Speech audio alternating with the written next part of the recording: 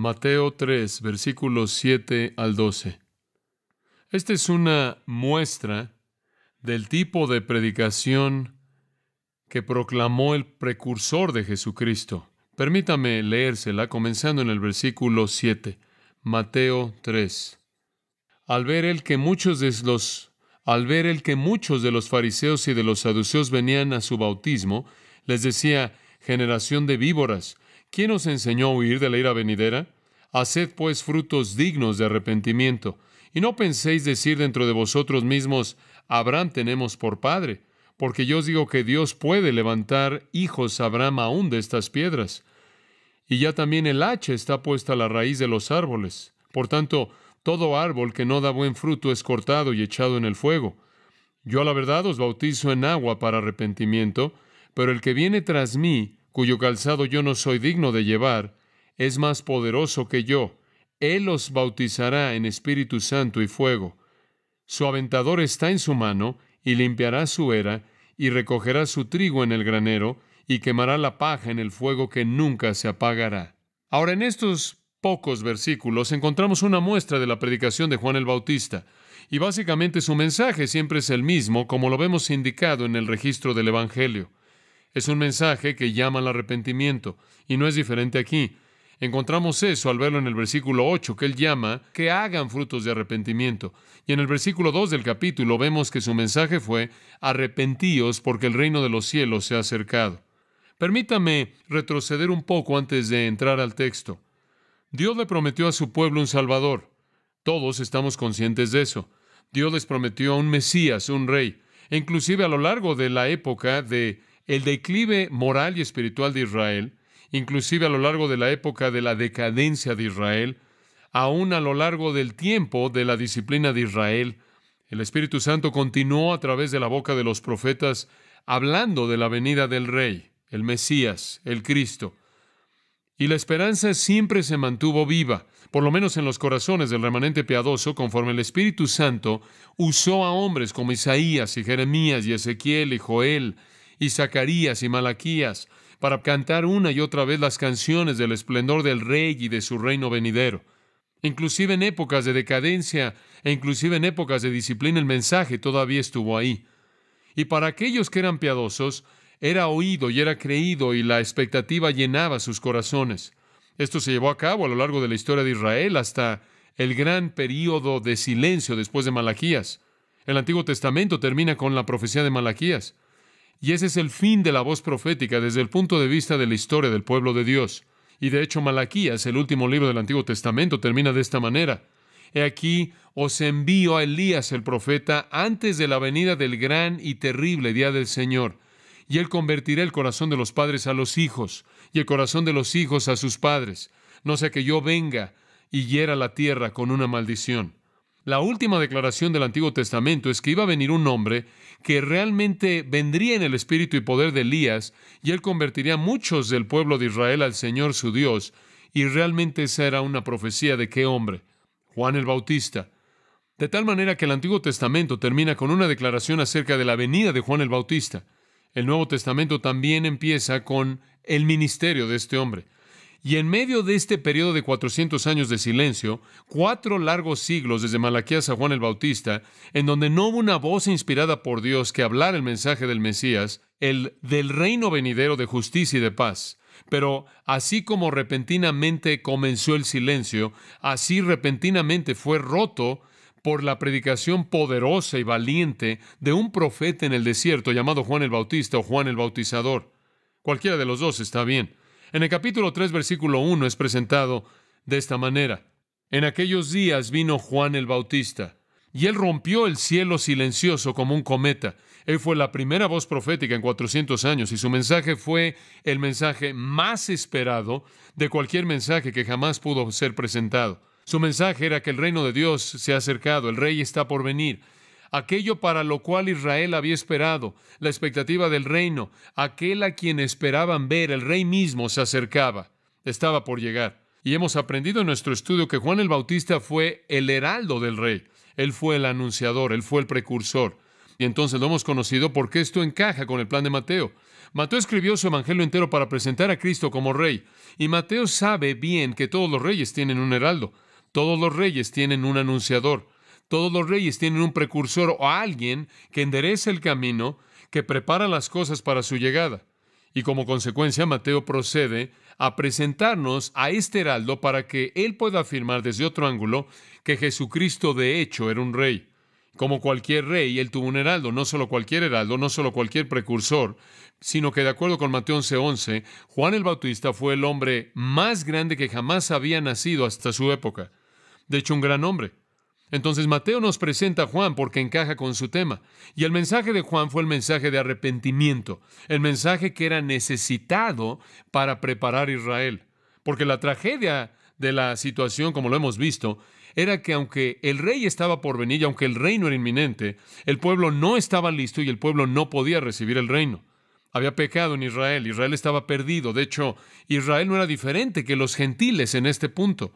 Y esa es la razón por la que Juan predicó un bautismo, porque el bautismo, de hecho, era el rito mediante el cual un prosélito gentil atravesaba para convertirse en parte de Israel. Y Juan, de hecho, estaba diciendo, ustedes están afuera, viendo hacia adentro. Las buenas noticias, el rey viene. Las malas noticias, no están listos. Necesitan convertirse, necesitan ser cambiados. La palabra arrepentimiento literalmente es convertirse. Necesitan ser transformados. Necesitan convertir su vida y prepararse para el rey o no podrán recibir su reino. Y entonces fueron malas noticias las que Juan predicó antes de que fueran buenas noticias lo que él anunció. Las malas noticias, observa el versículo 2, arrepentíos. Las buenas noticias, el reino de los cielos se ha acercado. Ese fue el mensaje doble que Juan predicó. Antes de que el reino pudiera ser recibido, tenía que haber arrepentimiento. Antes de que ellos pudieran llegar al lugar de bendición y ser parte de lo que Dios había planeado, el reino, ellos habían llegado al lugar de conversión, transformación. Ellos tenían que llegar al lugar de conversión, de transformación. Un giro de 180 grados, alejarse de su pecado, un cambio fundamental en su relación con Dios y la manera en la que ellos estaban viviendo sus vidas tenía que llevarse a cabo. Y como dije, fue simbolizado por el bautismo, el símbolo de los prosélitos gentiles que entraban al judaísmo. Y realmente los judíos eran personas que estaban afuera. Este fue un mensaje contundente, un mensaje que los sacudió. Entonces, el arrepentimiento fue lo que identificó el mensaje de Juan. Ahora, el arrepentimiento es algo importante. Es una gran verdad bíblica. Y quiero que lo entienda antes de que volvamos a ver su mensaje. El gran teólogo Eric Sauer dijo lo siguiente, y creo que es un buen resumen del pensamiento del arrepentimiento. Él dijo esto y citó, el arrepentimiento es una acción triple. En el entendimiento significa el conocimiento del pecado. En los sentimientos significa el dolor y la tristeza. Y en la voluntad significa un cambio de mente. Fin de la cita. Y los tres tienen que estar ahí. En general, y sígame en este punto porque quiero explorar estos tres por un momento. En general, entonces, el arrepentimiento involucra, en primer lugar, la mente, el entendimiento. En segundo lugar, tristeza en las emociones o los sentimientos. Y en tercer lugar, un cambio de vida, un cambio de patrón, un giro. Llegar al punto en el que usted ve la verdad en su mente. Y entonces usted clama con el apóstol Pablo, miserable de mí, y tiene tristeza. Entonces usted quita toda posibilidad de redención personal y se vuelve y se convierte alguien que depende de manera total de la gracia de Dios. Sabemos en el Nuevo Testamento que esa redención es presentada como un regalo.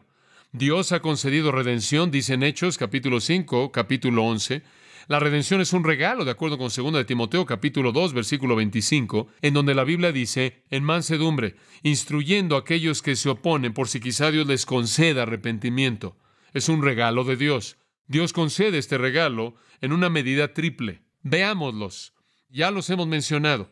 Veámoslos de manera específica. En primer lugar es la parte intelectual. Y por cierto, cada uno de estos, lo intelectual, lo emocional y llamaremos el elemento volitivo de arrepentimiento, tiene una palabra diferente en el Nuevo Testamento. Y es muy interesante. Cada uno de ellos tiene una palabra diferente, de tal manera que son delineados por el Espíritu Santo también. En primer lugar está lo intelectual. El arrepentimiento comienza cuando hay un conocimiento de pecado, cuando hay un reconocimiento de pecado. Entonces Juan, como cualquier buen predicador de arrepentimiento, confrontó a la gente con su pecaminosidad. Tenía que haber un entendimiento de pecado involucrando un sentido de culpabilidad personal, un sentido de contaminación personal, un sentido de desesperanza personal. Ahora, todas estas tres son ilustrados de manera muy apta en el Salmo 51. Tome su Biblia y pase conmigo por un minuto y le voy a mostrar esto. Vemos el elemento intelectual del arrepentimiento en el Salmo 51, versículo 3. Por cierto, es el corazón arrepentido de David clamando a Dios después de su pecado terrible con Betsabé y el asesinato de su marido Urías. Él cometió adulterio con Betsabé y después, para eliminar a su marido, él lo metió en una batalla, instruyó a sus soldados a que lo metieran al corazón de la batalla y después lo dejaran ahí hasta que fuera matado. Y en respuesta a eso, su corazón está quebrantado y se arrepiente. Pero en primer lugar está la parte intelectual en el versículo 3. Porque yo reconozco mis transgresiones y mi pecado está siempre delante de mí. Versículo 7. Purifícame con hisopo y seré limpio. Lávame y seré más blanco que la nieve. Versículo 11. No me eches de tu presencia. No quites tu Santo Espíritu de mí. Ahora, en esos tres versículos hay un reconocimiento del pecado. Versículo 3, de manera explícita. Porque yo reconozco mis transgresiones. Mi pecado está siempre delante de mí. Versículos 7 y 11, implícito. El sentido de que él necesita ser limpiado, el sentido de que él necesita ser purificado, de que hay algo que está mal, que Dios lo puede dejar, versículo 11, que el Espíritu Santo puede serle quitado. Y entonces hay un reconocimiento de pecado, un reconocimiento de lo que somos delante de Dios. Ese es el principio del arrepentimiento. La historia cuenta que la dama Huntington fue invitada, o más bien invitada, debo decir, la duquesa de Birmingham, a que viniera a oír a Jorge Whitefield predicar. La duquesa respondió de esta manera, y cito, «Es monstruoso que se te diga que tienes un corazón tan pecaminoso como los miserables comunes que se arrastran sobre la tierra. Es intensamente ofensivo e insultante». Fin de la cita. Bueno, la dama Huntington fue insultada cuando Jorge Whitefield intentó llamarla a que reconociera su pecado y como consecuencia ella nunca entró al acto del arrepentimiento. El señor Moody, después de predicar a los prisioneros en una cárcel en Chicago, los visitó celda por celda. Y en la primera celda él encontró a dos hombres jugando cartas y ellos dijeron, «Estamos aquí porque testigos falsos han testificado equivocadamente contra nosotros». En la segunda celda el hombre dijo que el hombre culpable había escapado y yo solo fui un cómplice y estoy aquí. Y en la tercera celda, solo en esa celda, el señor Moody encontró un hombre que estaba llorando por sus pecados y allí es donde el señor Moody se detuvo. Como puede ver, el reconocimiento del pecado intelectualmente es donde el arrepentimiento comienza. Henry Drummond, quien escribió ese pequeño libro acerca de la cosa más grande en el mundo en 1 Corintios 13, algunos de ustedes quizás lo leyeron, después de oír la confesión de pecadores en una ocasión dijo esto, y cito, «Estoy cansado de los pecados de estos hombres. ¿Cómo puede Dios tolerarlo?». Fin de la cita. El reconocimiento del pecado es el principio, pero no es el final. Es solo el principio. El verdadero arrepentimiento involucra más que eso. Permítame mostrarle por qué digo eso. Un faraón endurecido en Éxodo capítulo 9, versículo 27 dice, «He pecado». Un Balaam doblemente cegado en Números 23:34 dijo, «He pecado». Un Acán lleno de remordimiento en Josué 7:20 dijo, «He pecado». Un Saúl no sincero en 1 Samuel 15:24 dijo, «He pecado». Un Judas desesperado, sin esperanza, dijo, «He pecado». Pero en ninguno de esos casos la Biblia jamás registra que el arrepentimiento verdadero se llevó a cabo, porque el elemento intelectual es únicamente el principio del arrepentimiento, no el final del mismo.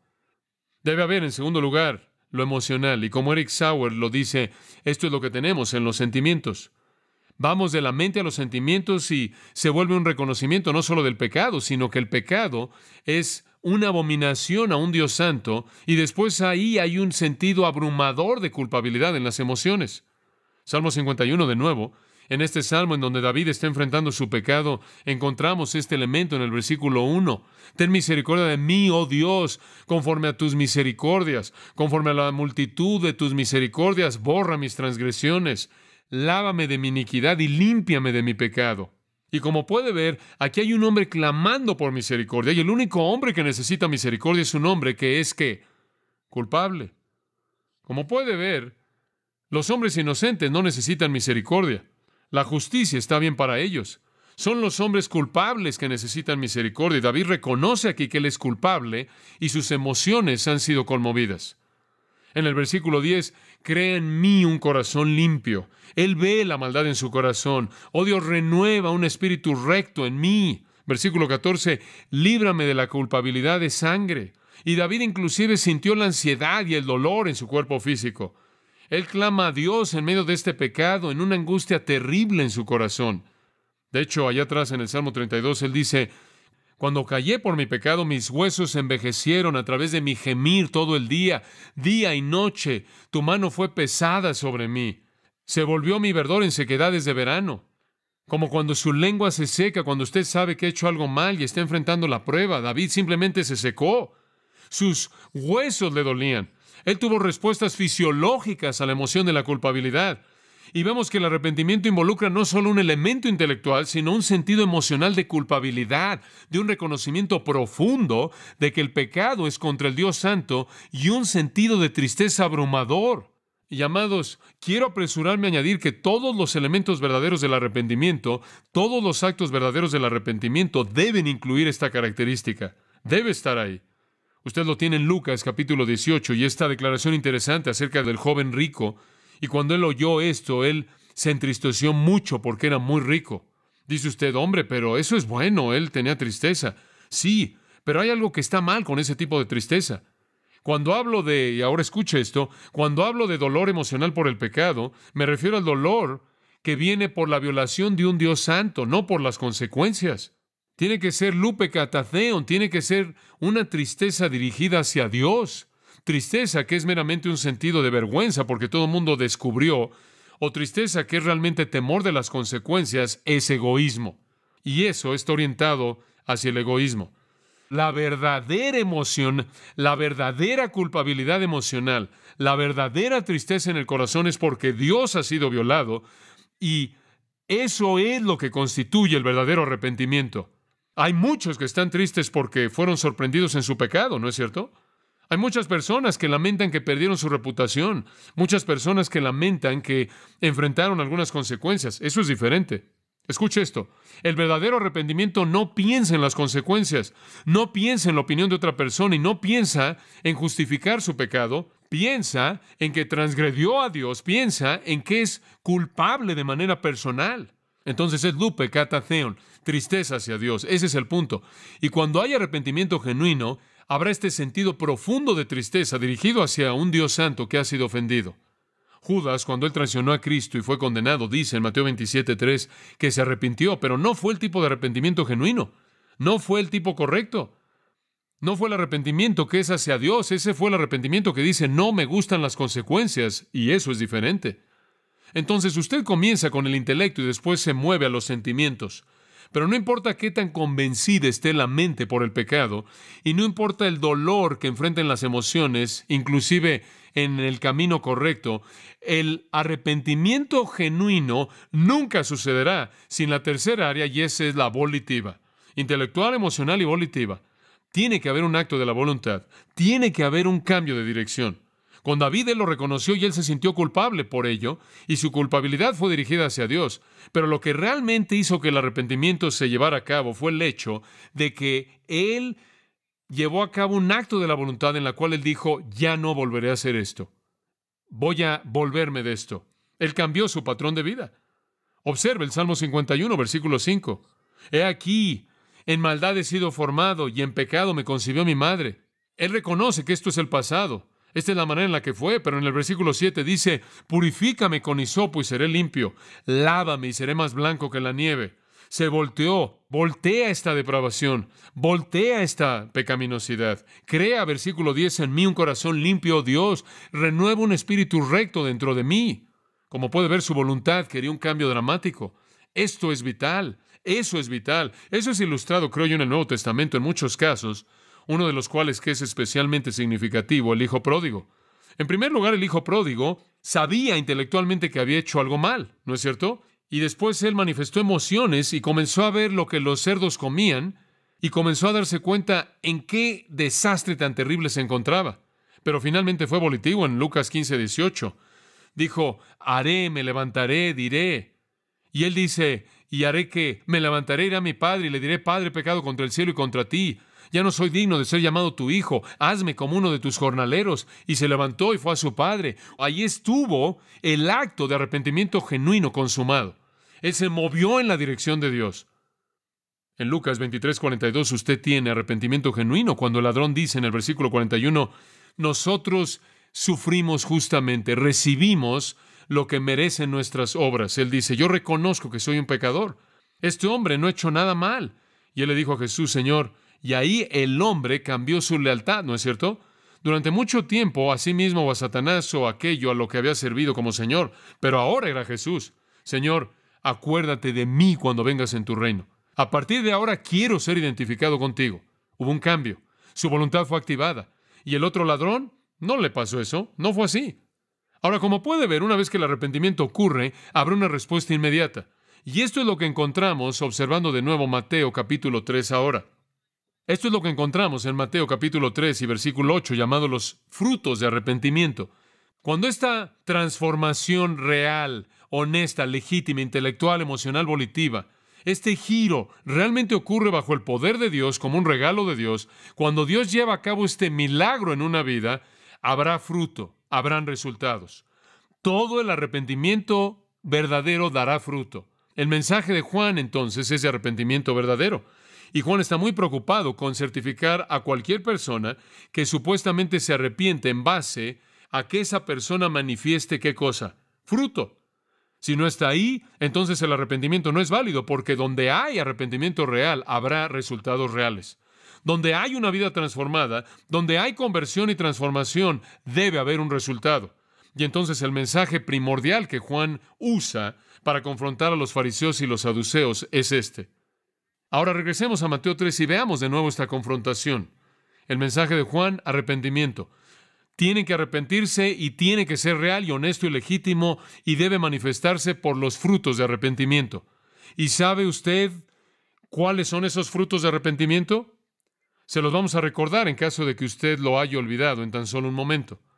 Ahora, conforme vemos, este sermón muestra, y ya hemos comenzado a verlo, y hemos llegado hasta el versículo 10, y vamos a retomarlo ahí después de un repaso breve, hemos señalado que en el mensaje de Juan encontramos 5 elementos: la congregación, la confrontación, la condenación, la conflagración y la consolación. Juan estaba allá afuera en el desierto. Muy bien, un hombre increíble, vestido con un atuendo hecho de piel de camello, comiendo insectos y miel, viviendo no solo ahí cuando estaba ministrando, sino que él había vivido ahí a lo largo de su vida esperando este momento. Él era el hombre de Dios. Él había sido apartado. Él no había sido corrompido por el sistema, y simplemente por la manera en la que él se veía y por la manera en la que él se vestía y comía, él era una reprensión a la gente que tenía una manera de pensar materialista de su época. Él era el profeta de Dios, ungido por Dios para anunciar la venida del rey, y el pueblo comenzó a venir a él por multitudes desde adentro de la ciudad. Ellos comenzaron a venir en masas, y con todo el pueblo que estaba viniendo, un día apareció un grupo especial, y este es el punto número 1 en nuestro mensaje, y esta es la congregación.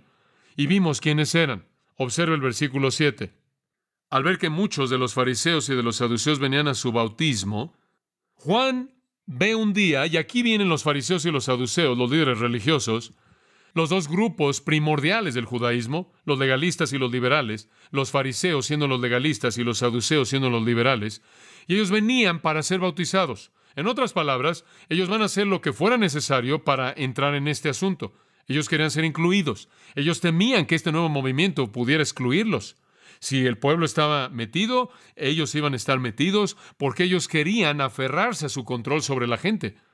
Y también podría ser que ellos sintieron en sus corazones que quizás este hombre era un profeta de Dios y quizás había alguna magia en este asunto y debían entrar en esto. O fuera cual fuera su motivo, no era el correcto y Juan lo sabía desde el principio. Ellos querían ser parte de esto. Eran los ritualistas y los racionalistas, no los realistas. No eran hombres que de manera legítima se estaban arrepintiendo. Eran los farsantes. Y por cierto, es fascinante que recordemos a partir de nuestro último estudio que eran archienemigos. Lo único en lo que jamás llegaron a estar de acuerdo era lo que necesitaban hacer para salvar su carrera política y también estuvieron de acuerdo en la muerte de Jesucristo. Pero fuera de eso, Ellos se despreciaban y se odiaban entre sí y estaban en un desacuerdo absoluto. Pero cuando encontraron un enemigo en común que atentaba contra su poder y su autoridad y su prestigio, realmente se unieron. Y entonces vinieron como hipócritas. Y nos movemos de la congregación a la confrontación. Juan los confrontó como tales en el versículo 7 y les dijo: generación de víboras, ¿quién os enseñó a huir de la ira venidera?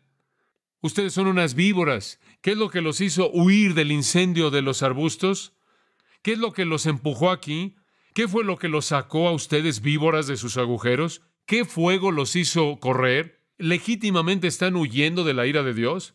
Y les dije la última vez que esa víbora de la que está hablando aquí es una pequeña víbora que se ve como una vara, como una rama, y está en el desierto, está allá afuera. Y cuando había un fuego en ese entonces, en ese pasto seco, o cuando un granjero quemaba su campo, esas pequeñas víboras salían arrastrándose rápidamente para huir de las llamas. Y Juan el Bautista está diciendo: ¿qué fue lo que los persiguió hasta aquí? ¿Realmente es la ira de Dios? ¿Cuál es su motivo real? ¿Qué los trajo ustedes farsantes aquí pretendiendo estar huyendo de la ira de Dios? Y Juan realmente desenmascara a estos impostores. ¿Cuál es su motivo real? Bueno, él sabía que no era arrepentimiento genuino. Y entonces en los versículos 8 al 10 llegamos en tercer lugar a la condenación y dice en el versículo 8: haced pues frutos dignos de arrepentimiento. Esta realmente es una condenación. Él realmente está diciendo: ustedes son unos farsantes. Ustedes salen aquí corriendo como todos los demás, pretendiendo arrepentirse y queriendo bautizarse, identificarse con el Mesías y ser parte de todo esto. Ustedes están corriendo aquí supuestamente huyendo del fuego de la ira venidera. Pero ¿cuál es su motivo real? Sé que no es arrepentimiento genuino, porque si lo fuera, habría frutos de esto y no veo eso. Más vale que hagan frutos de arrepentimiento legítimo antes de que puedan legitimizar su supuesto acto de arrepentimiento. Entonces Juan los desafía y los llama al arrepentimiento genuino en el versículo 8. Y después lee sus mentes en el versículo 9 y dice: ¿y no penséis decir dentro de vosotros mismos: Abraham tenemos por padre? No os estén diciendo: bueno, ¿ya se te olvidó que somos judíos verdaderos? Somos los hijos de Abraham. ¿Qué quieres decir con que conviértete, arrepiéntete, da la vuelta? ¿Por qué? Somos hijos de Abraham. Tenemos una garantía en el reino. Y entramos en esto la última vez, ¿no es cierto?, en cómo pensaban eso. Juan les dice: escucha, más vale que no dependan de eso. Y les digo, Dios puede hacer hijos de Abraham de las rocas si Él quiere. Eso no es algo difícil. Y creo implícito en las piedras aquí son los gentiles. Si ustedes judíos quieren convertir sus corazones en piedra, entonces Dios va a tomar a las piedras sin vida, los gentiles, y las va a convertir en los hijos de Abraham. Entonces Él dice: más vale que no dependan de su descendencia de Abraham. Más vale que no dependan de su hipocresía de justicia personal. Si esto es real y realmente quieren ser bautizados y realmente están huyendo de la ira venidera, la única manera en la que escaparán la ira venidera es que se arrepientan genuinamente y produzcan el fruto genuino de arrepentimiento y no dependan de su linaje para redimirlos. Y después la condenación realmente se enfoca en ellos en el versículo 10. Y vamos a retomarlo aquí. Versículo 10. Y ya también el hacha está puesta a la raíz de los árboles. Por tanto, todo árbol que no da buen fruto es cortado y echado en el fuego. Ahora esto es realmente fuerte, es una declaración fuerte. En esa época los hombres mantenían viñedos y tenían jardines, tenían huertos. Y al final de la temporada de cosecha, el que cuidaba el viñedo, el que cuidaba el huerto, revisaba todas sus viñas y todas sus higueras, y las viñas sin fruto y las higueras sin fruto, que estaban muertas y no habían producido ninguna vida en absoluto, las cortaba y no perdía su tiempo en ellas. Y entonces, de nuevo, es una ilustración agricultural, y Juan retrata a Dios, por así decirlo, que está viniendo a revisar el árbol que tenga el fruto de arrepentimiento, que sea visible, y donde no lo encuentra, Él coloca el hacha, por así decirlo, en la raíz, indicando que el hacha está descansando ahí, esperando llevar a cabo su trabajo de juicio. El árbol sin los frutos de arrepentimiento es cortado y quemado. Obsérvelo en el versículo 10. Todo árbol que no da buen fruto, los frutos de arrepentimiento, es cortado y echado en el fuego. Esa es precisamente la ilustración usada por nuestro Señor en el capítulo 15 de Juan, versículo 6. Si un hombre no permanece en mí, él es echado como rama y se seca, y los hombres las recogen y las echan en el fuego y son quemadas. Ahora Juan está diciendo esto. Miren, ustedes pueden pretender que están huyendo de la ira venidera, ustedes pueden pretender estar huyendo del juicio de Dios, pero si no hay ningún fruto ahí y están dependiendo de su justicia personal, de su arrogancia y su descendencia de Abraham que los salve, ustedes están en muchos problemas, porque el hacha ya está colocada en la raíz de su árbol porque no hay fruto. Hay una inminencia aquí. Él dice, obsérvelo, el hacha está puesta a la raíz de los árboles. Ya. Ahora, él dice, está ahí. Está ahí ahora. El juicio es ahora, es inminente. Observe algo que es muy interesante, que el juicio en la predicación de Juan y en toda la predicación profética del Antiguo Testamento estaba conectada con la venida del Mesías, así como lo estaba con la salvación. Y ellos no veían ningún espacio grande como lo vemos en la salvación ahora y el gran juicio al final del reino milenario. Ellos no veían todo el espacio ahí. A ellos simplemente se les dijo, como los profetas siempre lo dijeron, que cuando el Mesías venga, el Mesías va a venir para salvación y Él vendrá para juzgar, y lo veían como uno. Ellos lo veían en unísono. Escuche, en el templo, cuando Jesús fue llevado ahí como un infante en Lucas capítulo 2, versículo 34, Simeón dijo esto acerca del niño. He aquí, este niño es puesto para la caída y levantamiento de muchos en Israel. Desde el principio, cuando el bebé vino, fue juicio y salvación y lo sabían. Esa fue la palabra de los profetas del Antiguo Testamento. Los profetas del Antiguo Testamento veían el tiempo del Mesías como un tiempo de gran bendición maravillosa y salvación, e igualmente lo veían como un tiempo de juicio grande y maravilloso, y no necesariamente veían que habría un gran cambio o un gran espacio entre ambos puntos. Pienso en Isaías 11. Vendrá un retoño de la vara de Isaí, una rama, y ese es Cristo. Y habla en el versículo 3 inmediatamente que Él va a juzgar. Con justicia Él juzgará a los pobres, reprenderá con equidad para los mansos de la tierra. Él va a herir la tierra con la vara de su boca y el aliento de sus labios será usado para matar a los impíos. Hombre, eso es algo diferente que la historia del bebé de Belén, ¿no es cierto? Los profetas lo vieron viniendo en gran juicio. Isaías 61:1 habla de este Espíritu del Señor. Escuche esto. El Espíritu de Jehová Dios está sobre mí. Este es Cristo, una gran profecía de Cristo.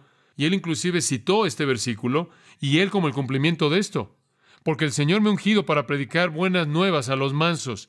Me ha enviado a sanar a los quebrantados de corazón, a proclamar libertad a los cautivos, a libertar de la prisión a aquellos que están cautivos. ¡Qué gran realidad! El Mesías va a venir y va a predicar buenas nuevas a los mansos, va a sanar a los quebrantados de corazón, va a proclamar libertad a los cautivos, va a abrir la prisión para aquellos que están encarcelados.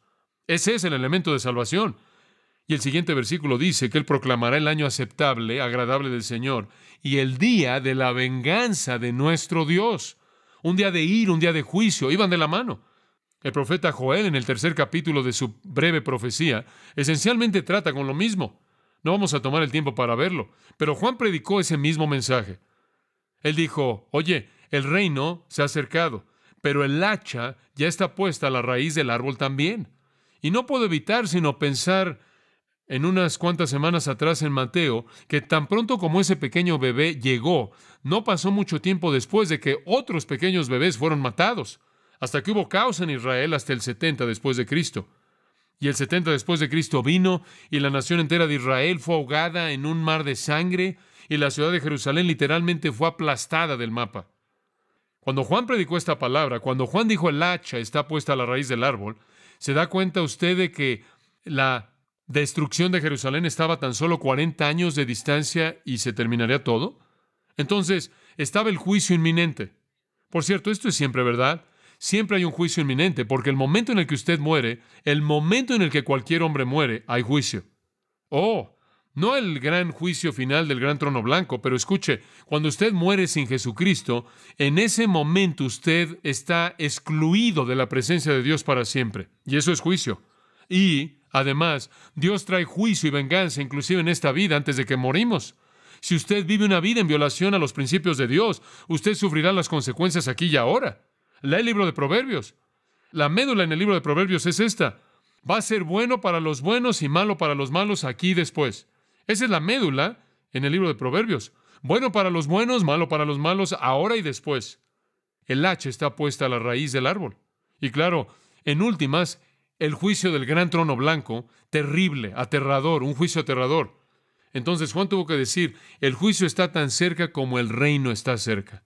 Si el rey viene, él no solo viene para salvar, sino que él viene para juzgar, y siempre es lo mismo. Por lo que usted hace con Jesucristo, usted determina si él es el Salvador o el juez. Si continúan aferrándose a su ritualismo, los fariseos, y si los saduceos continúan aferrándose a su racionalismo, su justicia personal, o si piensan que el bautismo de Juan es algún tipo de solución mágica que va a curar alguno de sus problemas, o si están dependiendo de cualquier obra de la carne, o están dependiendo de algún rito religioso por su propio beneficio externo, o si se están aferrando a su linaje de Abraham o cualquier cosa como esa, el hacha está puesta a la raíz del árbol. Necesitan arrepentirse. En Hechos 17:30 el apóstol Pablo predicó que Dios manda a todos los hombres en todo lugar que se arrepientan. La otra alternativa es que el hacha está puesta a la raíz del árbol marcado para destrucción inminente. Esa destrucción podría venir mañana si usted muere. Podría venir mañana en la consecuencia del pecado que entró en su vida, inclusive si usted está vivo. Creo que gran parte del desastre y sufrimiento y el dolor y la tristeza del mundo es la consecuencia inevitable del pecado. O vendrá en un tiempo futuro cuando Jesús regrese. Y en últimas, vendrá en el juicio del gran trono blanco, pero es inminente. Bueno, no nos dice aquí lo que ellos dijeron. No nos dice aquí cuál fue su reacción. Pero de nuevo, ese no es el punto de Mateo. El punto de Mateo es simplemente presentar al heraldo del rey, simplemente presentar al rey. Lucas nos dice lo que pasó. Lucas nos da el mismo sermón, nada más que él llena los espacios en lo que sucedió. Y en el relato de Lucas, en el capítulo 3, usted tiene que pasar ahí. Veamos lo que pasó. Después de la condenación, primero estuvo la confrontación conforme él le habló a esta congregación única. Después vino esta condenación penetrante. ¿Y cuál fue la reacción? ¿Quiere oír algo sorprendente? Lucas lo registra, escuche. No hubo reacción en absoluto por parte de los fariseos y los saduceos. Nada, ninguna, no hubo reacción. Mateo lo registra. No hubo reacción en absoluto por parte de ellos, pero alguien reaccionó, créame. Versículo 9 de Lucas 3. Aquí está el mismo versículo. Y ahora también el hacha está puesta a la raíz de los árboles. Todo árbol, por tanto, que no da buen fruto, es cortado y echado en el fuego. Y el pueblo le preguntó diciendo, ¿qué haremos entonces? Como puede ver, el mensaje ni siquiera era para ellos, pero ellos eran los que estaban doliéndose por su pecado. Ellos eran los que tenían miedo. Ellos eran los que querían enderezar su vida. Y esa es la diferencia entre el arrepentimiento verdadero y el arrepentimiento falso. A los que realmente les preocupaba, ellos fueron los que dijeron, ¿qué haremos? Y hasta donde sabemos, los fariseos y los saduceos no dijeron nada. Y él dijo, muéstrenme, enséñenme el fruto del arrepentimiento. Muéstrenme el fruto. Realmente fue lo que dijo. El que tiene 2 túnicas, dé una al que no tiene ninguna. El que tiene comida, dele a alguien que no tiene. Y los publicanos vinieron y dijeron, ¿qué tenemos que hacer? Y él dijo, no tomen más de lo que deben tomar. En otras palabras, es un estilo de vida que es honesto y recto y amoroso. Y los soldados dijeron, ¿y qué haremos? Y él dijo, no lastimen a nadie y no mientan y estén contentos con su sueldo. Ahora, no es que así es como usted se vuelve una persona regenerada. No es que así es como usted se coloca en una posición correcta delante de Dios. Este es el resultado de estar en una relación correcta con Dios. Pero como puede ver, hubieron algunas personas que realmente se preocuparon. Eran los genuinos, no los fariseos y los saduceos. Ellos continuaron con la máscara aún hasta la crucifixión de Jesucristo. El pueblo, ellos querían los frutos del verdadero arrepentimiento manifestados. El pueblo, ellos querían los frutos del verdadero arrepentimiento manifiestos. Y hubo un remanente de personas bautizadas por Juan que estaban listas para la venida del Mesías. Entonces, vemos la congregación, la confrontación, la condenación. Y en cuarto lugar, y realmente este es el corazón del pasaje en términos de enseñar doctrina, la conflagración. Eso significa fuego. Ahora observe esto, veámoslo. Juan expresa el resultado definitivo de la condenación en términos de fuego. Y al final del versículo 10, las últimas palabras, y echado en el fuego. Al final del versículo 11, y con fuego. Versículo 12, cuyo aventador, hablaremos de lo que esa palabra significa en un momento. Su aventador está en su mano, y limpiará su era, y recogerá su trigo en el granero, y quemará la paja en fuego que nunca se apagará. El versículo 10 termina con fuego, el versículo 11 termina con fuego, el versículo 12 termina con fuego. Esa es la conflagración que viene en respuesta a la condenación. Ahora, el fuego es un símbolo bíblico de juicio divino o de castigo divino, y no podemos tomar el tiempo para cubrir todo elemento de esto. Pero en Génesis 19:24, por ejemplo, dice que el Señor hizo que lloviera en Sodoma y en Gomorra fuego y azufre de parte de Jehová desde el cielo. Ahora, aquí hay una buena ilustración del fuego como un emblema y símbolo de juicio. Fue fuego literal. En Números 16:35 dice acerca de aquellos que habían prostituido el sacerdocio: y salió un fuego de parte de Jehová y consumió a los 250 hombres que ofrecieron incienso. Algún tipo de fuego simplemente los devoró.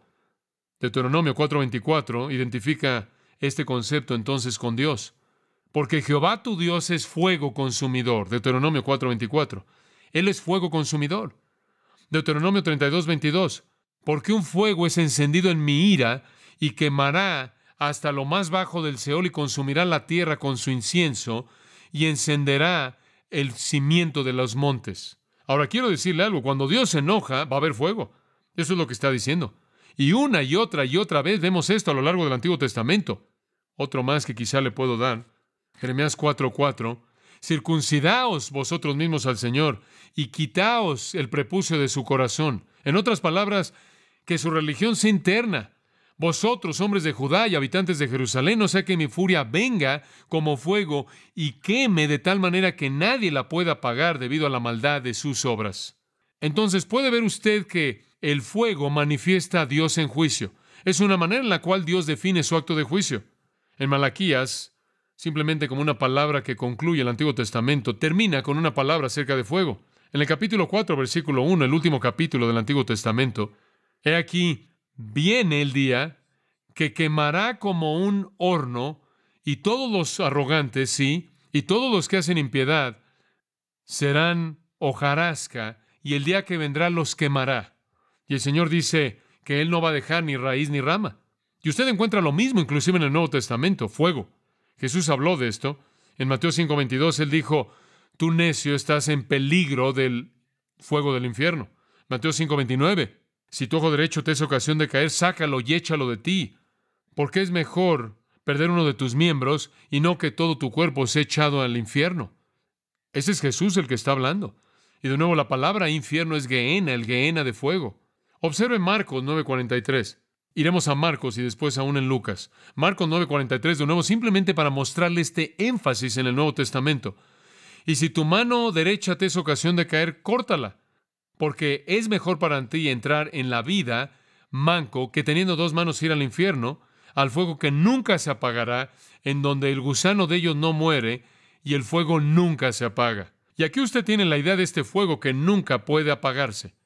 En Marcos 9:47 de nuevo habla acerca de sacar el ojo en lugar de tener dos ojos y ser echado al fuego del infierno. Y en el versículo 48 vuelve a decir, en donde el gusano de ellos no muere y el fuego nunca se apaga. Y en Lucas tiene la misma situación. Lucas 3:17. La hojarasca será quemada con fuego que nunca se apagará. Entonces, de manera repetida en el Antiguo Testamento y de manera repetida en el Nuevo Testamento, el fuego está conectado con el juicio. Y eso es algo que debemos mantener en mente. Están en peligro de fuego eterno, del infierno, del Gehenna, del juicio, de la condenación. Es muy serio.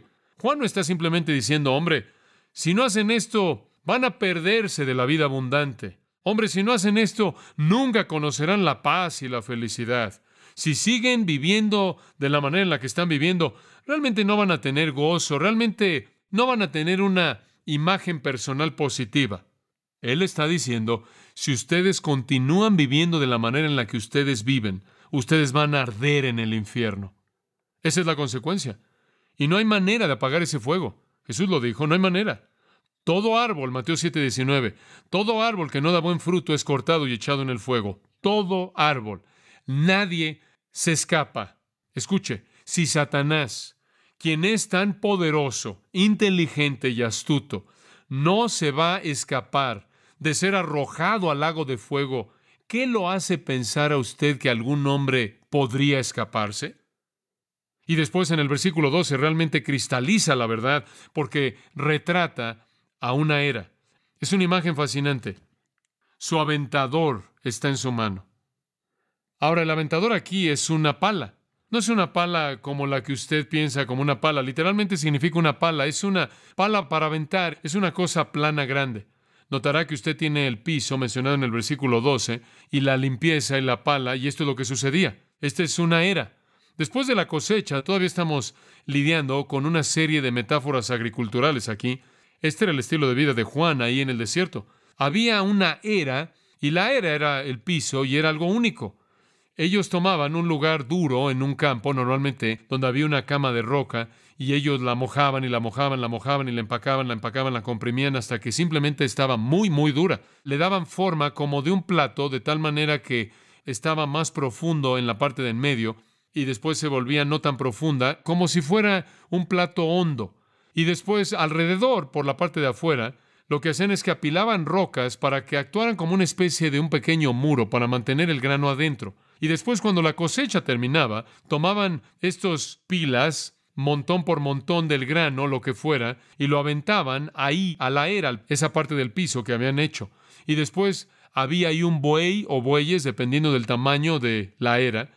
Y ese buey o bueyes, lo que hacían era que caminaban alrededor de la era, arrastrando grandes pedazos de madera pesados sobre el grano, que actuaba como un separador que separaba el grano del resto de la paja y la suciedad y el polvo y la tierra y todo lo que se había pegado al grano. Normalmente 30 a 50 pies en diámetro, varios metros, era suficiente como para que hubiera una sola era, un solo suelo para llevar a cabo este procedimiento, y algunas veces había muchos de ellos. Ahora, lo que finalmente quedaba era el grano duro, y entonces había algo de la cubierta crujiente que estaba ahí sobre el grano y la suciedad y la tierra y pedazos de paja y demás que tenían que ser separados. Y entonces el granjero, quien fuera que estaba haciendo esto, tomaba esta pala plana y normalmente, conforme leía acerca de esto, descubrí que ellos construían esta era en un lugar prominente, si habían montañas o montes ahí alrededor, donde el viento podía soplar fácilmente, o en un lugar grande, esto es, en un campo plano grande en la costa de Sarón. Y las brisas mediterráneas, particularmente en una temporada del año, soplaban en una cierta época en la tarde. Y entonces tomaban esa pala y levantaban todo eso y lo aventaban al aire y el grano caía y la paja y el polvo y la tierra y el resto era llevado por el viento. Solo el grano caía. A esto se le llamaba limpiar la era. Y esto los dejaba solo con el grano, con el trigo. Montón por montón y atravesaban a lo largo del proceso. Y conforme la brisa mediterránea venía de mayo a septiembre, a lo largo de la época de la cosecha, ellos atravesaban por este proceso y los granos más pesados caían directamente en este piso, en el suelo. Y aquí encontramos al Señor Jesucristo y Él tiene su era. Su modifica al que viene después de mí, que es más poderoso que yo, y ese es Cristo. Y Él tiene su pala y Él está aventando estas cosas en el aire. Y el trigo cae ahí directamente en el suelo y es recogido ahí en el granero. Y el resto lo hace a un lado y lo recoge y lo quema en un fuego que nunca se apaga. Por cierto, este es un retrato del juicio final. Y en el juicio final, Cristo supervisa el proyecto entero, pero de hecho es llevado a cabo por los ángeles. Los ángeles de hecho son los que llevan a cabo la limpieza. Los ángeles son los que de hecho llevan a cabo la separación. Los ángeles son aquellos a quienes se les asigna esta responsabilidad única, y veremos esto más adelante conforme estudiamos el libro de Mateo. Entonces, en la segunda venida de Jesucristo, Él va a venir en juicio y Él va a separar. El grano bueno, ahora observe esto, el grano bueno se va al granero. ¿Cuál es el granero? Adivine, el cielo. El cielo es el granero. El trigo se va al granero. Y la paja se va al fuego. ¿Y qué es el fuego? El infierno, muy simple. El cielo y el infierno. El grano bueno se almacena en el granero al cielo, el reino. Y los piadosos, los que se arrepientan, son el grano bueno, son el trigo. Los piadosos que manifiestan el fruto de arrepentimiento son el grano bueno, el trigo. Los verdaderos hijos del reino son el grano bueno y el resto es paja. De hecho, allá atrás en el Salmo 1, el salmista dijo esto: los impíos no son así, no así los malos, sino que son como tamo que arrebata el viento. Y entonces vemos este terrible retrato de juicio, conflagración, el cielo por un lado y el infierno del otro. Y entonces Juan los confronta, condenándolos y advirtiéndoles del fuego de la venganza de Dios si no manifiestan los frutos de arrepentimiento. Amados, todo lo que les puedo decir es que el mismo mensaje es una realidad en la actualidad. todavía es vigente. Jesús vino como un salvador o juez para ofrecer el cielo o el infierno, bendición o maldición. Y o usted es trigo que va a ser recogido en el granero, o usted es paja que va a ser quemada con fuego que nunca se apagará. Y usted va a tomar la decisión en base a que usted produce o no los frutos de arrepentimiento que manifiestan que usted en su mente está consciente de su pecado, que en sus emociones ha reconocido culpabilidad personal y en su voluntad ha invocado al Señor Jesucristo, le ha pedido que cambie la manera en la que usted ha sido. Si eso ha ocurrido en su vida, si el verdadero arrepentimiento y la conversión han ocurrido en su vida, usted es trigo y usted será recogido para el granero. Y después Juan, tenemos que terminar con esto. No solo tiene un mensaje de conflagración para una congregación condenada y confrontada, sino que finalmente un mensaje de consolación. Versículo 11. Tiene que haber un positivo y está aquí. Hay esperanza. La salvación es ofrecida aquí, de hecho, inclusive en el versículo 8. El versículo 8, Él está rogando a ellos, aunque en cierta manera es una especie de reprensión y aunque los exhibe de manera condenadora. Allí hay una posibilidad cuando les dice, haced frutos dignos de arrepentimiento. De cualquier manera es una oferta. Pueden responder. Hay una invitación ahí. Y después en el versículo 10 Él dice de manera semejante, todo árbol que no da buen fruto es cortado. Y la implicación ahí es que usted podría dar buen fruto. Entonces tiene una invitación en el versículo 8 y una potencial en el versículo 10. E inclusive hay una promesa en el versículo 12. Él va a recoger su trigo en el granero. Usted puede venir, puede hacer buen fruto, puede ir al reino. Ya en cierta manera ha presentado aquí un elemento positivo. Usted puede ser parte del trigo preciado para el cual Cristo ahora está preparando un lugar, de acuerdo con Juan 14, para que Él pueda regresar y recibirnos para Él mismo. Él va a regresar a la era y va a recoger el grano, el trigo, y se lo va a llevar para que esté con Él. Pero el versículo 11 es muy específico acerca de la consolación. Y Él da pistas en el versículo 8, 10 y el 12, y las enfoca en Cristo en el versículo 11, y Él dice, yo a la verdad os bautizo en agua para arrepentimiento, pero el que viene tras mí, cuyo calzado yo no soy digno de llevar, es más poderoso que yo. Él os bautizará en Espíritu Santo y fuego. Ahora este es un versículo maravilloso que demanda nuestra concentración conforme concluimos. 3 bautismos son mencionados. Obsérvelos. En primer lugar, el bautismo de Juan de arrepentimiento. En segundo lugar, el bautismo con el Espíritu Santo por Jesucristo. En tercer lugar, el bautismo con fuego. El primero, el bautismo de Juan de arrepentimiento, fue en preparación para la venida de Cristo, ¿verdad? Fue el bautismo de un prosélito gentil. Fue decirle a Israel, ustedes están afuera. Tienen que estar en una relación correcta con Dios antes de que puedan entrar al reino. Antes de que puedan recibir al rey, necesita haber preparación. El segundo, Juan dice, el que viene detrás de mí los bautizará con el Espíritu Santo. Esto fue en conexión con la venida de Cristo. Cristo vino, estableció su iglesia, bautizó a la iglesia en el Espíritu Santo, y el tercero será el resultado de su regreso, el bautismo de fuego.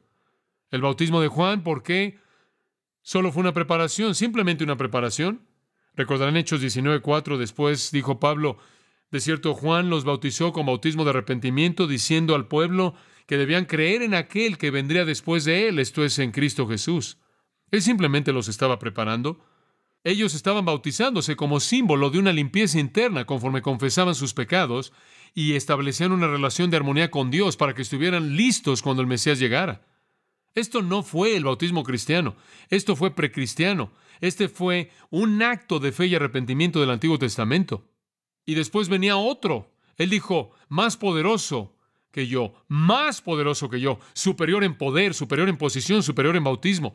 Todo lo que puedo hacer es bautizar con agua. Solo puedo lidiar, dijo Juan, en símbolos, pero Él lidiará, Él tratará con realidades y Él los bautizará con el Espíritu Santo. No es sorprendente que usted oiga a Juan decir en Juan 3:28, ustedes mismos dan testimonio de mí, de que yo dije que no soy el Cristo, sino que yo fui enviado antes de Él. Aquel que tiene al esposo es el esposo, pero el amigo del esposo, que está de pie y lo oye, se regocija mucho por la voz del esposo. Este es mi gozo, por tanto es cumplido. Es necesario que Él crezca y yo que mengüe. Él dijo, yo no soy, es Él, es Él. Yo solo soy el amigo del esposo, yo no soy el esposo, solo soy el amigo.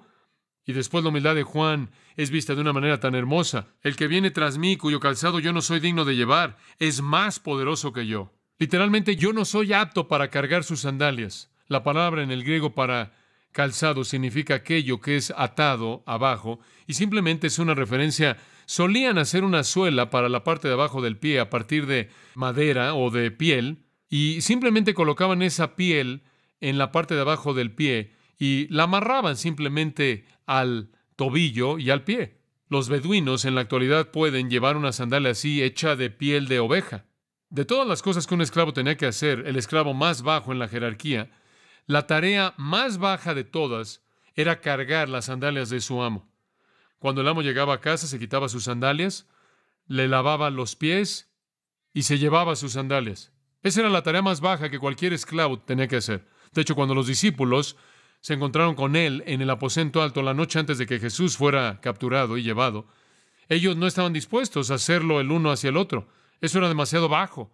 Y después estaban peleando acerca de quién iba a ser el más grande en el reino, y finalmente Jesús se tuvo que levantar y hacerlo él mismo. Y aquí Juan dice, yo ni siquiera soy digno de cargar sus sandalias sucias. Ni siquiera puedo llegar a ese nivel tan alto. Él está tan por encima de mí. Y es importante que él dijera eso, porque en Lucas 3 encontramos a gente que le decía, ¿es este el Cristo? ¿Tú eres el Cristo? Y hombre, él no quería que se confundieran en eso. Ni siquiera soy digno de lavar sus pies y llevarme su calzado. Este los bautizará con el Espíritu Santo, esta gran verdad. Aquí está la profecía inicial del bautismo del Espíritu Santo, que el Mesías taparía de manera total a Juan. En cuanto a su habilidad, él será más poderoso. En cuanto a su persona, él sería más digno. En cuanto a su trabajo, su obra, él sería mayor.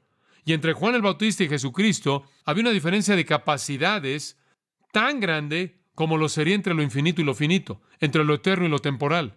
Y Juan dijo, yo ni siquiera soy digno de cargar su calzado. Él los bautizará con el Espíritu Santo. Y así fue, ¿no es cierto? Jesús dijo, yo no les puedo enviar al Espíritu Santo hasta que regrese al cielo, pero cuando yo vaya al cielo, enviaré al Espíritu. Y lo hizo. Él prometió eso esa última noche con sus discípulos en Juan capítulo 14 y en adelante. Y él envió al Espíritu Santo. El Espíritu Santo vino el día de Pentecostés y bautizó a esos creyentes. Cristo literalmente los bautizó con el Espíritu Santo, colocándolos en el cuerpo de Cristo. 1 Corintios define esto. 1 Corintios 12:13 dice, porque por un solo Espíritu fuimos todos bautizados en un cuerpo. Todos los creyentes son colocados en el cuerpo de Cristo. El bautismo del Espíritu Santo toma al creyente y lo coloca en Cristo. Es lo unificador. Es el acto mediante el cual somos fusionados con Jesucristo. Es el acto mediante el cual somos fusionados con todos los demás creyentes. Aquello de lo que estábamos hablando en esta mañana. Este debió ser un mensaje maravilloso para estas personas porque, como usted puede ver, habían estado esperando al Espíritu Santo. Ellos conocían la profecía de Joel de que Él vendría, el Mesías vendría, y Él derramaría el Espíritu en toda carne. Ezequiel dijo, viene un día cuando Dios va a venir, el Señor va a venir, y Él va a quitar el corazón de piedra y les va a dar un corazón de carne. Y después Dios dijo, y colocaré mi Espíritu dentro de ustedes. Ezequiel 36. Esa es la razón por la que cuando Jesús le dijo a Nicodemo, debes nacer de agua y de espíritu, Nicodemo sabía exactamente lo que quiso decir. Él quiso decir, Ezequiel 36, el agua y el espíritu ahí no se refiere a nacimiento físico y a nacimiento espiritual. Se refiere a la tremenda profecía de Ezequiel 36. Ellos estaban esperando al Mesías y ellos sabían que el Mesías traería su espíritu. Isaías 11 profetizó un espíritu con poder múltiple. Y ellos estaban esperando esto, la venida del Espíritu. Y Él dice, no seré yo, sino Cristo el que vendrá, y Él los bautizará con su Espíritu. Él los sumergirá en el poder y la persona del Espíritu de Dios. Entonces el anuncio de Juan aquí es profético y sucedió en Hechos capítulo 2. Y a partir de ese entonces la profecía de Jesús se volvió verdad. Jesús dijo, el Espíritu ahora está con ustedes, pero en Juan 14:17, Él estará ¿qué? En ustedes. Y el Espíritu de Dios vino a morar en todo creyente. Y entonces dice Juan, esto va más allá de cualquier cosa que yo pudiera hacer. Lo mío es solo preparatorio. Y amados, cuando nos convertimos en cristianos, en el momento que somos salvos, Dios nos ha concedido en Jesucristo que seamos un regalo. Y Cristo ha determinado que con ese regalo Él nos concede el Espíritu Santo. Todo creyente es un regalo del Padre al Hijo. Y a cada uno de esos creyentes, el Hijo les concede el Espíritu. Somos colocados en una fusión con Él y el cuerpo de Cristo. Pero después hubo otro bautismo. Obsérvelo al final del versículo 11. Dice, y fuego, y fuego. ¿A qué se refiere esto? Esa es la verdadera pregunta aquí. Cerraremos al considerarlo por tan solo un momento. Algunas personas dicen, no, eso es Pentecostés, eso es Pentecostés.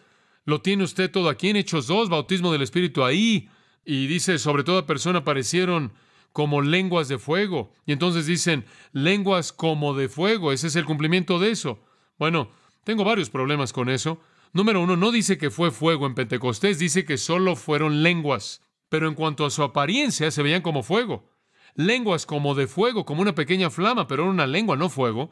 No dice aquí, Él los bautizará con el Espíritu Santo y con una lengua que se ve como fuego, pero eso es lo que sucedió en Pentecostés. Y por cierto, yo también añadiría que en Hechos 1:5 Jesús no habló, entre comillas, y fuego. Cuando Él les dijo que el Padre iba a derramar el Espíritu, Él no dijo y fuego. Él nunca hizo esa profecía cuando se refirió a Pentecostés. Y en el bautismo del Espíritu, en el caso de Cornelio, no vieron lenguas de fuego como esas. Sin embargo, Pedro en Hechos 11:16 declara de manera específica que lo que sucedió con Cornelio fue un cumplimiento de la promesa del Salvador. No creo que podemos ligar este fuego con las lenguas que se ven como fuego en Pentecostés, aunque eso sería algo natural que hacer si usted realmente no lo estudiara de manera exhaustiva. Jesús, cuando habló de Pentecostés, cuando Él habló específicamente de Pentecostés, nunca habló de este fuego. Y como dije en Hechos 11, Pedro dijo que lo que le sucedió a Cornelio, en donde usted no tiene ese fuego o esa apariencia de lenguas indicadas en absoluto, Pedro dijo que ese fue un cumplimiento específico de la promesa del Salvador. Entonces su promesa, que se relaciona con Pentecostés, no incluyó fuego. Ahora, hay otras personas que dicen que el fuego aquí, y esta fue la postura de G. Campbell Morgan, dijo que aquí hay otras personas que dicen que este es limpieza espiritual, que cuando Él nos bautiza con el Espíritu Santo hay un fuego que nos limpia y nos purifica. Bueno, esa es una buena adivinanza en el mejor de los casos, porque nada en el contexto nos diría eso. Esa simplemente es una adivinanza pura, porque no hay nada en el contexto que apunte a eso. Eso sería simple conjetura. Y yo pensé también en esto, ¿cómo podría usted nacer con agua y del Espíritu y al mismo tiempo con fuego? El agua simplemente extinguiría el fuego. Pero de cualquier manera, mi postura creo que es mejor ver esto como un juicio separado de fuego. Creo que se refiere a sumergir a los hombres en juicio divino de fuego. Cuando Él viene, Él los bautizará con el Espíritu Santo y fuego. Ahora, ya vimos, escuche esto, que en las Escrituras el fuego habla del juicio de Dios. Puede ser usado en un sentido refinador, pero habla primordialmente del juicio de Dios y la ira. Estos son bautizos distintos. El anterior del Espíritu Santo pertenece a todos los creyentes, el último a todos los incrédulos, el anterior a aquellos con arrepentimiento verdadero y el último a aquellos sin arrepentimiento. Y esto, creo yo, amados, encaja con el uso del contexto del fuego en el pasaje. Si fuego significa juicio, fuego en el versículo 10, y el fuego significa juicio, fuego en el versículo 12, realmente sería estirar el punto que el fuego significara algo diferente en el versículo que se encuentra entre estos, sin que el Espíritu Santo hiciera un comentario acerca de esto para mostrarnos que significa algo diferente. Encaja con el contexto. Usted tiene 3 oraciones paralelas en el versículo 10, 11 y 12. Cada una de ellas termina en fuego. Y en cada caso el fuego sería lo mismo. No habría razón para hacer ninguna diferencia, fuego de juicio. Y por cierto, inclusive en Lucas capítulo 3, versículo 16, Lucas también incluye y fuego. Y él incluye y fuego porque él tiene las otras imágenes que Mateo tiene, el quemar a los árboles no fructíferos y el quemar al trigo. Por otro lado, Marcos, en Marcos 1:8 y Juan, en Juan 1:33 y Hechos 1 y Hechos 11, en donde las imágenes no son usadas, esto es, no es usada la paja y los árboles no son usados, en ninguno de los casos el fuego es presentado. Entonces, el fuego únicamente aparece en el registro del Evangelio y en el libro de Hechos y en pasajes en donde hay otros indicadores que indican qué significa el fuego, lo cual es importante para nosotros al interpretarlo. Ahora, en las otras 2 imágenes, en la imagen en el versículo 10, al cortar el árbol, y en el versículo 12, al quemar la paja, 2 clases de personas son presentadas. El destino de cada uno de ellos es presentado de manera separada. Buen fruto y sin fruto, cortado y quemado, versículo 12. Trigo y paja, recogido y quemado. Y aquí es lo mismo. Aquellos que creen en el Señor Jesucristo, bautizados con el Espíritu Santo. Aquellos que rechazan, con fuego, con fuego. Escuche, Había sido predecido por parte de Malaquías que el Mesías purificaría a la nación. Él lo predijo. Él predijo que cuando Él viniera, Él vendría con fuego y que Él purificaría. Pero escuche Malaquías 3:1. He aquí enviaré a mi mensajero. Este es Cristo que está por venir. Él preparará el camino delante de mí. Este es Juan el Bautista. Y el Señor, a quien buscan, repentinamente vendrá a su templo, inclusive el mensajero del pacto. Ahora escuche, ¿qué sucede cuando Él viene? ¿Quién permanecerá en el día de su venida? ¿Y quién permanecerá en pie cuando Él aparezca? Escuche esto. ¿Se acuerda esto del Mesías? Porque Él es como un fuego ¿qué? Refinador. Y Él se sentará como un refinador y purificador de plata. Purificará a los hijos de Leví, los purificará como oro y plata. Ahora, esto nos dice que Él va a venir a purificar a las naciones, ¿pero cómo? ¿Simplemente al quitar la escoria? ¿Simplemente al quitarlos un poco? No. Capítulo 4 nos dice cómo, versículos 1 al 3. El día vendrá que arderá como un horno, y todos los orgullosos sí, y todos los que hacen impiedad serán paja. El día vendrá y los quemará. En otras palabras, no es simplemente purificación, esto es consumirlos, los va a quemar, ¿se da cuenta? El fuego predicho en el 3 es descrito en el 4 de Malaquías como aquello que quema, consume a los impíos como hojarasca. Llamados, Juan el Bautista, 400 años después, retomó el punto en donde Malaquías lo dejó y dice Israel, Él viene y viene para salvación y viene para bautizarlos con el Espíritu, pero si le dicen no a Él vendrá con el bautismo de fuego, así como Malaquías lo dijo 400 años atrás. Pero enfaticemos esto al partir. Está la consolación de que viene uno que bautizará con el Espíritu Santo. El Rey viene y el Rey va a responder al que, versículo 8, haga frutos de arrepentimiento. El Rey va a responder al que da buen fruto, versículo 10. El Rey va a responder al trigo para que sea recogido y colocado en el granero, y va a bautizar a aquellos en el Espíritu Santo o con el Espíritu Santo. Ese es el heraldo de Juan. Ese es el mensaje. Y la decisión es suya y mía para que escojamos. Nadie puede tomarla en nuestro lugar. Debemos tomarla por nosotros mismos. Escuche, Jesús dijo, yo vengo a enviar fuego sobre la tierra. Lucas 12:49, simplemente escuche. Yo vengo a enviar fuego sobre la tierra.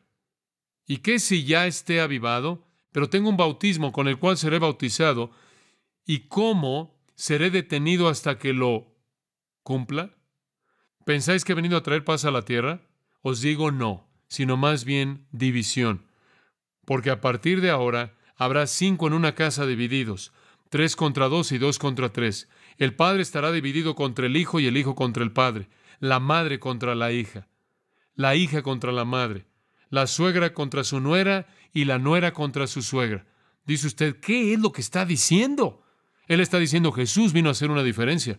Jesús vino para hacer un fuego como también un salvador. Y va a haber división algunas veces, aún en una casa, ahí en una familia. En la villa, ahí en Bedford, Juan Bunyan oyó la voz de aquel a quien serviré en el futuro. Y de pronto él se preparó para enfrentar la eternidad, porque la voz le dijo esto, ¿dejarás tus pecados e irás al cielo? ¿O te aferrarás a tus pecados e irás al infierno? Esa es precisamente la pregunta que Juan el Bautista usó para enfrentar a los fariseos y a los saduceos, y la pregunta es la misma el día de hoy. Oremos. Gracias, Padre. Gracias en esta noche de nuevo por una palabra clara del Espíritu Santo a través de las páginas de las Escrituras.